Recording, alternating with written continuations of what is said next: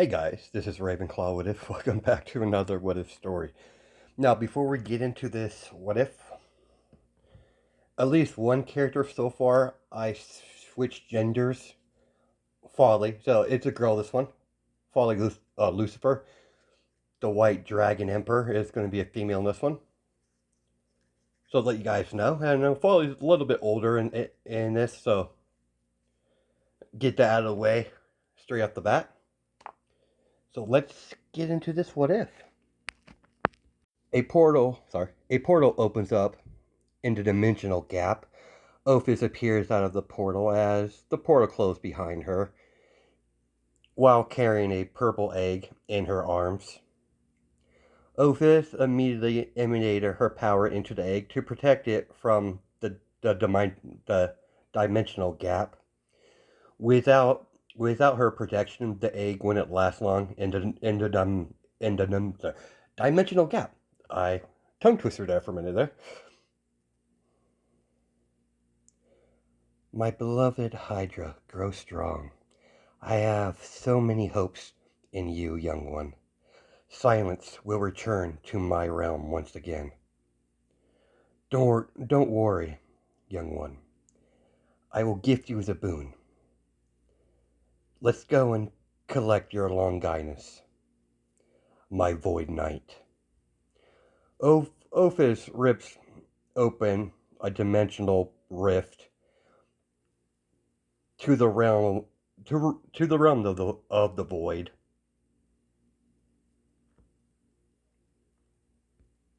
And forcefully rip out a Hydra from the void.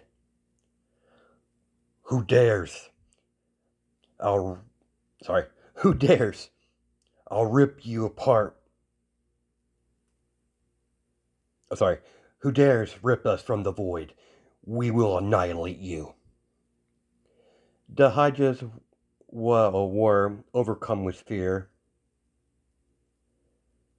except for one Hydra head that noticed, Ophis.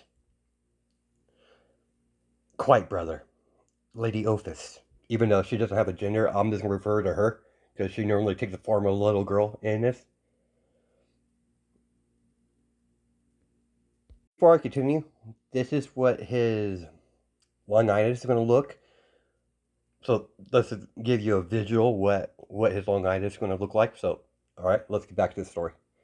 Sister, you you know Ophis doesn't have a gender. Shut up, brother. Quiet. All the Hydras pay attention to Ophis. I have decided you shall be a Longinus. What? What do you mean, Lady Ophis? Your compliance is not required. Lady Ophis, may I ask why? This one needs a sacred gear. The Hydra looks at the egg that Ophis is holding in her arms. The female Hydra sniffed the egg as her eyes, widen a little bit. A young Hydra. We haven't seen a young one of our species in millennia. You shall be his Longinus. I refuse. As one of the male heads speak up, shut up, brother. Not like we have a choice in the matter. She's going to do it regardless of what we think. Nor can we challenge her. Fine. You made a smart choice. Now I'll begin. Ophis begins to proceed to change the Void Hydra in a Longinus. A few moments later, she put the Void Hydra into the egg. As the egg glows even brighter purple color, it's done. As Ophis decides to rearrange his DNA to match hers, during the time of development, while Izuku's in the egg, Inko finally regained consciousness crawling on the ground towards Asashi, coddling Asashi in her arms. Inko let all her emotions out as she begins to cry over her dead mate. She truly loved him with everything in her heart. Don't worry, my love. I will find our son. You have my word on that. Inko spent the next few days burying the Midoriya family in the family's graveyard, putting them to rest. Then she headed back to her territory to gather her strength. Whoever that child was, she was powerful. The fact that she was able to hurt her in such a degree, even her regeneration wasn't working properly. She planned to go into the vampire territory to get some answers. The the vampire has been in this world for a long time. They would have some information on the black-haired child that took her hatchling. The slaughter of the Midoriya family spread like a wildfire across the supernatural world. After gathering her strength, she spent many nights at the Midoriya graveyard, staring down on her beloved tombstone. She, sorry, she sensed a familiar, a vampire presence behind her. How are you holding up, Inko? Angry, Lilith. Not only my mate was killed, my child was taken from me. What? Tell me what exactly happened. We were coming back from a rogue werewolf hunt. We came back to in we came back to the Midoriya family residence manor. They were all killed. All of them were all scattered all around the manor. Then I saw a young, small girl with black hair with a dead expression on her face, with pointed ears. She was holding my hatchling. He wasn't even born yet, and he's still in his egg. Then she killed Asashi without warning. She even damaged me to such a degree my regeneration wasn't working. I was helpless. I simply was only able to watch her take my child. She might look like a little girl, but she's far from it. I couldn't even do anything, even with all my power. I was just a helpless little girl. She opened some sort of portal to an unknown location. I don't know where the portal leads, but I felt the energy that emanates from that place. It wasn't normal. It was like a dense, like a endless void of nothingness. Please, Lilith, I need your help. I don't know what to do. Inko fell to her knees, looked up to Lilith. Lilith bent down and gave Inko to her eye level. She gave her a hug. Of course, my friend. I will get your child back, if it's in my power. You have my word on that, my friend. Thank you, Lilith. Of course, my friend.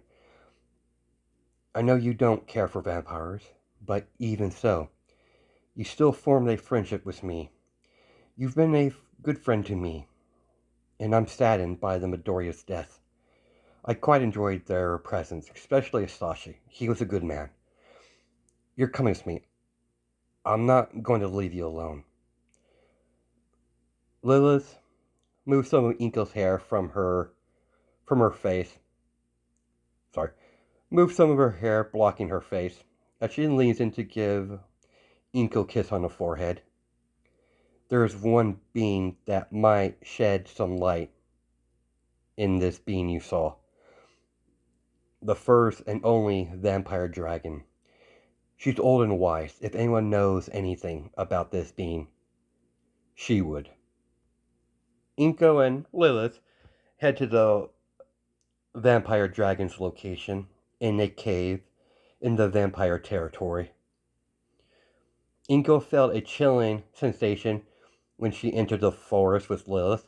All the trees were blood red, blood crimson red. Closer they get to the cave, the closer the ominous feeling gets. Inko was amazed by the majestic dragon, a pure white dragon with crimson red teeth and claws. I haven't smelled that scent in such a long time.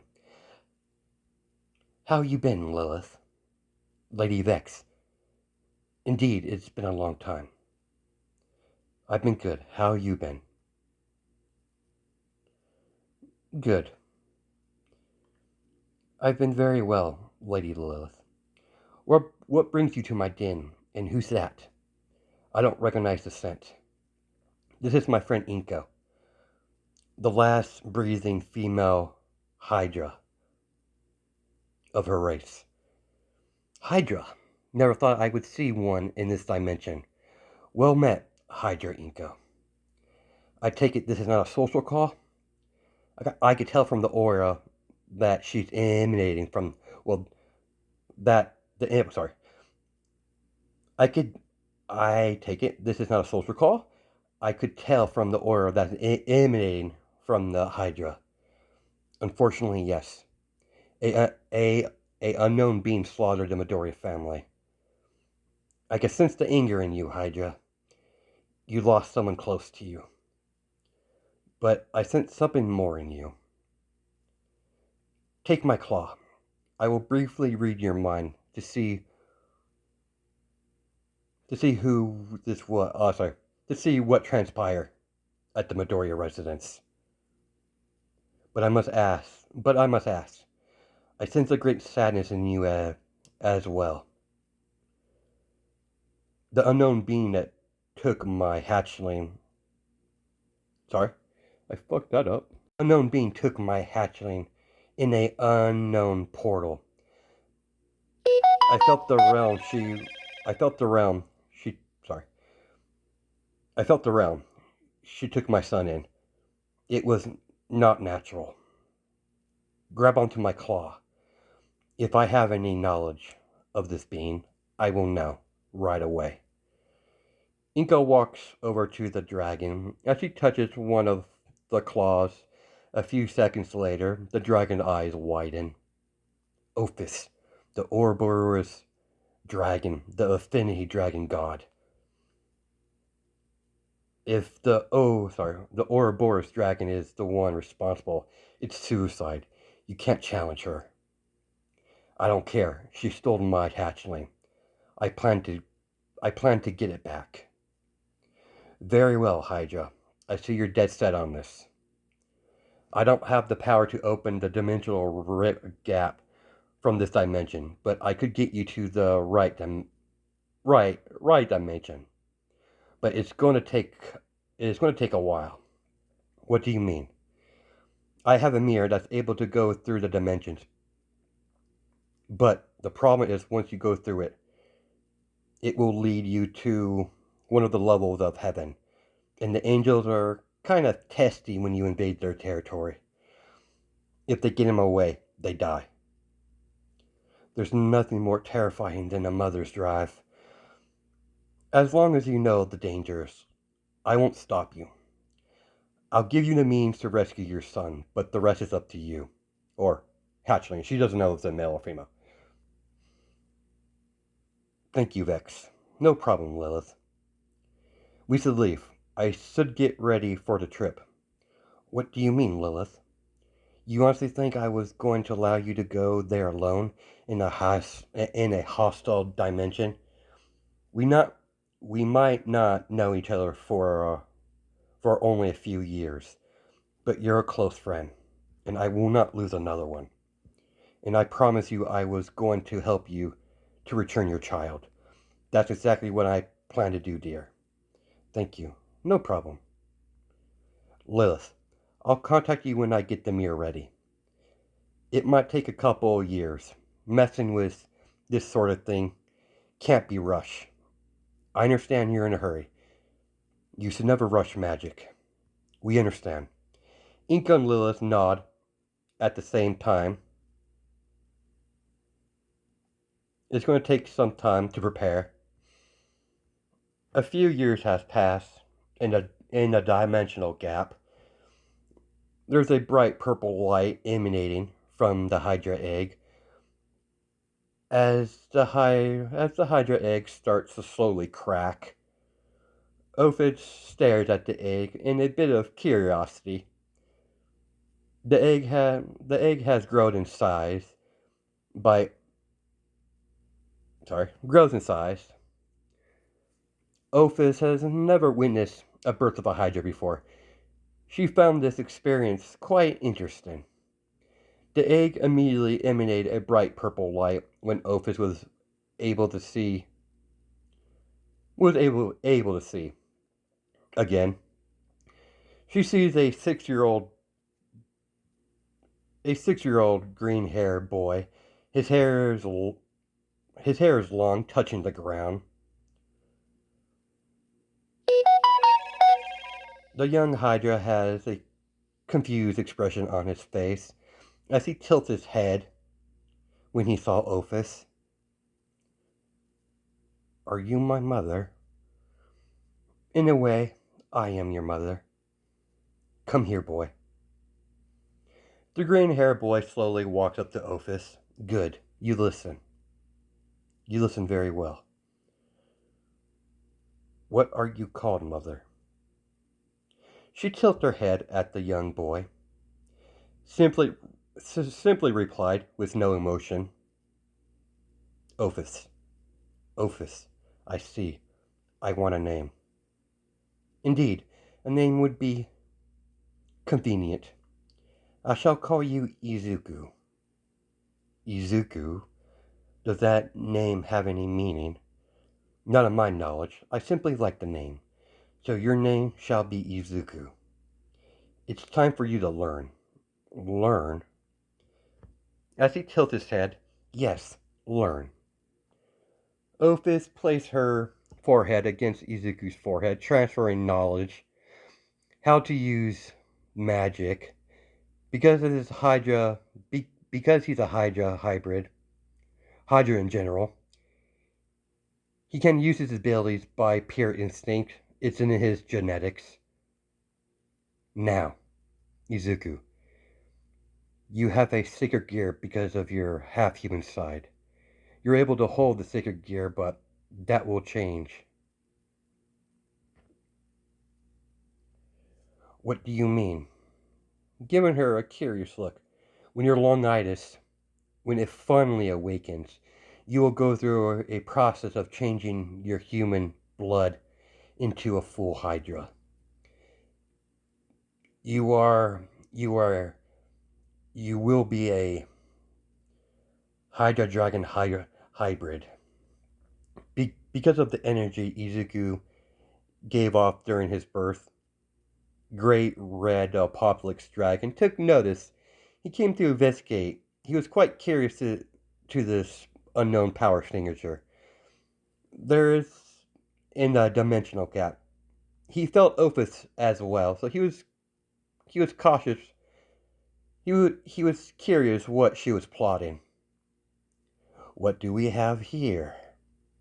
As the great red hovers into the ground, landing. You. What are you up to, Ophis? To get rid of you, obviously. Silence will return to the dimensional gap. Of course, but too bad. I'm not leaving. But I'm more interested in this young one. Izu looked at Ophis, then looked at Great Red, with a confused expression on his face. I got to admit, boy, I gotta admit, hatchling, you got courage to look upon me without any fear. Fear? What's that? Great Red starts to laugh at the boy's remark. Come on, Izuku, we're leaving now.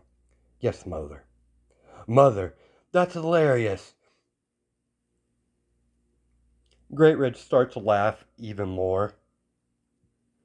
Quite Baka Red. Ophis grabs Izuku's hand as she opens the portal out of the dimensional gap. with a blank expression. In reality, she's highly annoyed by Great Red's antics. In truth, she doesn't hate Great Red. She just finds him annoying, extremely annoying, with his antics and making noise in a dimensional gap. Great Red sees Ophis leaves the dimensional gap with the young green hair boy. I think I'll keep an eye on that one. Things around here is going to get a lot more interesting. Ophis. Ophis' son. A quite amusing thought. Don't know where the boy came from. But he does have he has the same energy as her. What a fascinating creature he is. During the development of Izuku's birth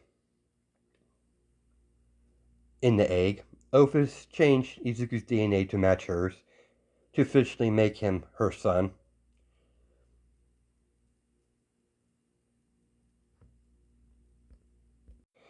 Izuku and Ophis step out of the magic circle. Immediately when Ophis and Izuku stepped out the magical circle, a tall white-haired woman bent down to one knee to bow to Ophis. Sorry guys, noises and all that. Let's stop that on my phone. There we go. Let's continue. Master Ophis, what do I owe the pleasure of your visit? And who's the boy? Good evening, Vali. This is Izuku. You will look after him from this point on. I don't mean to disobey, but who is he? He's my child, my son. You're to look after him and prepare him. I have business to attend to.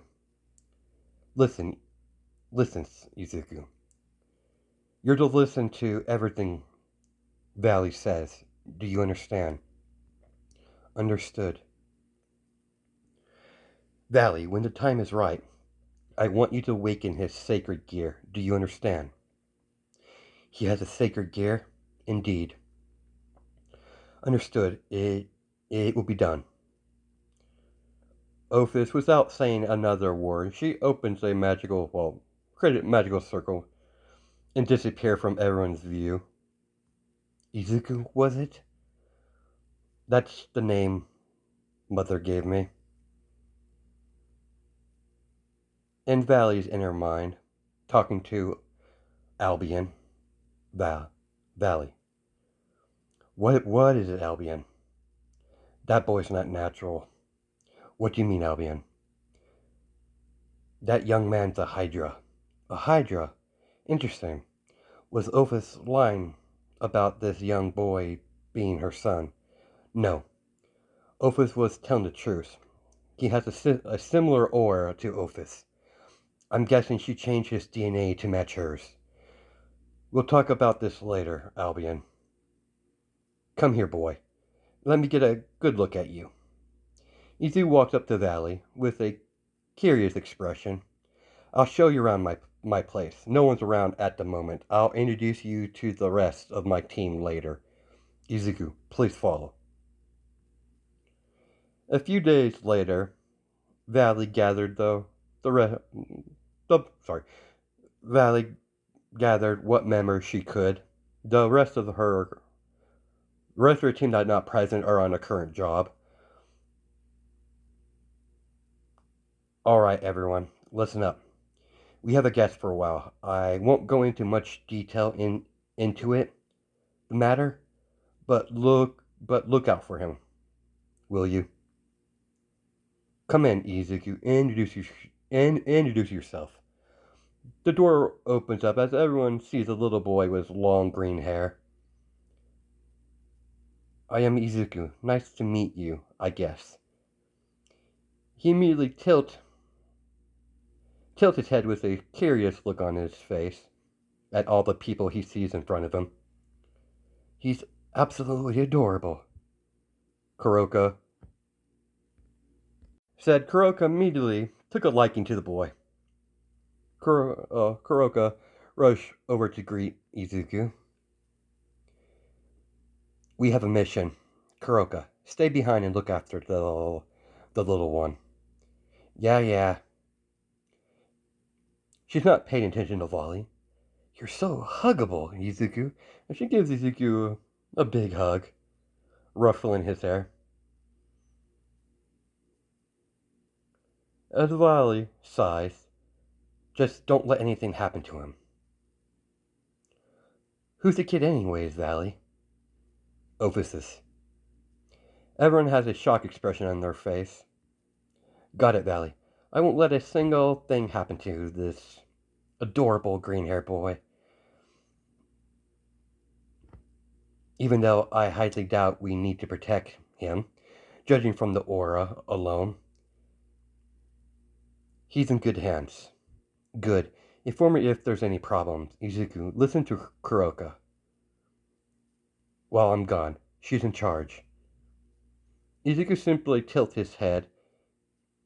In charge? What does that mean? Simply, sorry, give me a second here. That's simply adorable. That means I'm your big sister. You would listen to your big sister, won't you?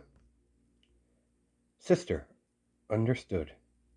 Vali, I'll handle the little one. You don't have to worry. Several hours after Vali left on her mission, Kuroka, I think I'm pronouncing her name right. Don't really remember her name very much. But give me a second here. I think I'm pronouncing it right, but anyways, let's get back to the what if. Several hours after Vali left on her mission, Kuroka sat Izuku in front of the TV, put on some action TV show, so she could go and make something to eat for Izuku and herself. He sees the villain on the TV show killing a bunch of people. I want to do that. That looks like fun. Given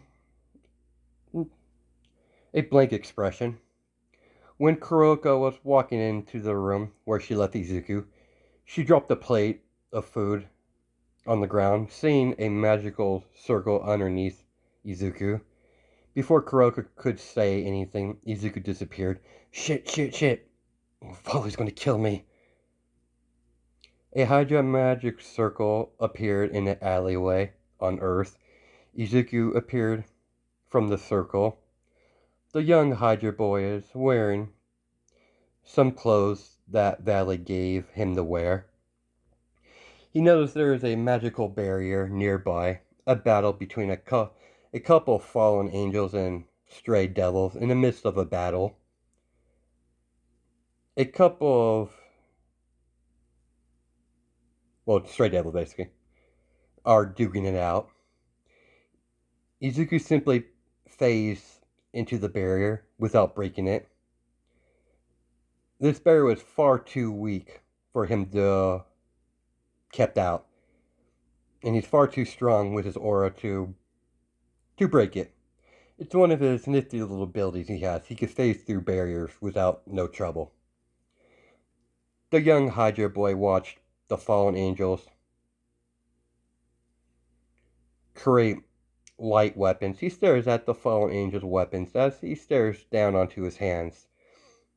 As he tried to duplicate what the angels were doing. With the power of the void, he created almost perfect duplicate of a fallen angel's light spear. As the void spear dissipates from his hand, he watches the two species clash after clash with each other. A smile gazed on the young Hydra's face. The simple scene of battle excited the young Hydra. He desires to be part of it. He wanted it. Part of it. He wanted to see more. He wanted to be in the midst of battle. I want to have fun. I will have fun. He started slowly walking towards the battleground as he reached out his hands towards the fallen angels and stray devils, as several void spears form above him.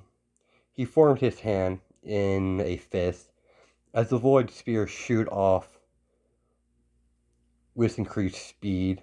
The fallen angels and the stray devils barely had enough time to dodge the fatal had enough time to avoid a fatal strike. For once, both fallen angels and stray devil look at each other. As they stare at the dark alleyway, they were immediately surprised by the presence of a young boy. By the looks of it, he's around 6 or 7. But but the young boy is giving both groups a creepy smile. Before the devils and the fallen angels could respond to this young boy, the boy spoke. I saw you having fun, so I wanted to play with you. This kid, this is not some sort of game, kid. Your compliance is not required. You will play with me, or you will die. Given a blank, given no emotion in his voice or his expression after he lost his smile, I suggest you two creatures come at me at once. The stray devils are not taking the young boy seriously, but the stray fallen angels, not part of the Kokori, I probably butchered that, but nevertheless, feel a ominous feeling from him. With insane speed, Izuku jump up in the middle of the air, kicks one of the stray devils as he goes flying into a building. They were amazed by the speed of a 6-year-old boy. They all have the same thought: